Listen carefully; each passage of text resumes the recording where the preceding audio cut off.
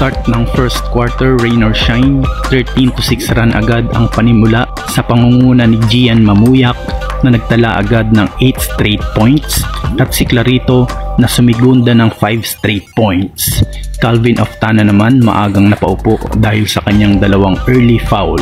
After timeout naman sumagot agad ang TNT ng 12-4 run sa pangunguna ni Jason Castro, Kim Aurin at Brandon Ganuelas-Rosser. Ngunit under 3-minute mark naman, masamang balita naman para sa TNT at nagtamo ng injury sa tuhod si BGR. Hindi nga mailakad ito ni BGR kaya binuhat na lang siya pabalik ng kanilang bench. Salamat na lang at nagtuloy-tuloy pa ang kanilang run at natapos ang first quarter, TNT lamang ng 6 sa score na 31-25. Second quarter naman, Adrian Nocum mainit na kumana ng 6 straight points. Brian Heruela naman pasimpleng sinuntok ang braso ni Adrian Nocum. Kaya naman natawagan siya ng flagrant foul penalty 1 kaya naman nilabas muna siya sa laro. Bumitaw naman ng 3 si Oftana at Montalvo, 4 na sunod yan para sa TNT para umangat ang kanilang kalamangan ng 9 points sa score na 45-36. Gandang pabandang tira ulit ni Oftana sa ilalim at Jonard Clarito naman sunod-sunod na basket ang kinana, meron ng 18 points. Hindi pa sumasablay, 7 of 7 sa field goals. Gandang off the glass shot na naman ni Clarito. The Muses naman kumana din ng 3 sa gilid.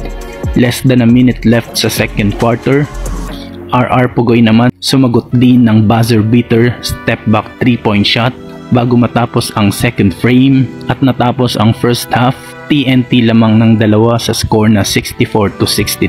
Start ng third quarter, Jonard Clarito bumitaw na naman ng wing 3-pointer, pang-4 na yan, hindi pa sumasablay. RR Pugoy sumagot naman sa kabila ng 3 sa gilid. Jonard Clarito at Jewel Ponferrada naman agawan buko, halos bumali-baligtad na sa sahig. Grabe ang pisikalan. Clarito kumana na naman ng end 1 play off the glass. Hindi pa din nagmimintes, 9 of 9 sa field. Keith Dato naman finally kumonekta na ng top of the key 3-pointer. 2 sunod na 3 yan para kay Keith. Jewel Ponferrada naman hindi pa din tapos. Binigyan naman ng siko sa ilong si Clarito.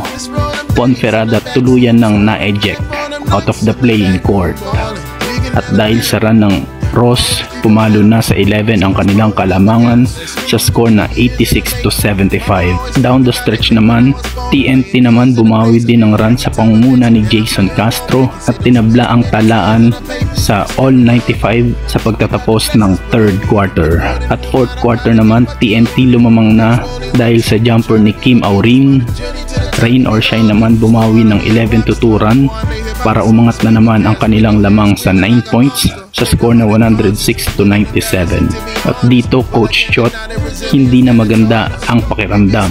Pagtapos naman yan, TNT naman sumagot din ng 9-0 run sa pangunguna yan ni RR Pugoy. At under 4-minute mark, tabla ang talaan sa 106 all. Adrian Nocum naman gandang layup off the glass ang sinagot. RR Pugoy na naman sumagot ulit ng wing 3-pointer. At under 2-minute mark, Kelly Williams nag-showtime pa sa kanyang follow-up one-handed slam dunk. Tuwang-tuwa na sana ang veteran kaso rain or shine naman ayaw talaga bumitaw. Mainit na sumagot ng 10 straight points, including ang dagger 3-point shot ni Jonard Clarito sa gilid at dinagdagan pa yan ng 3 ni Andre Caracut. At TNT pinatahimik ni Caracut na bumitaw pa ng one-handed teardrop sa ilalim.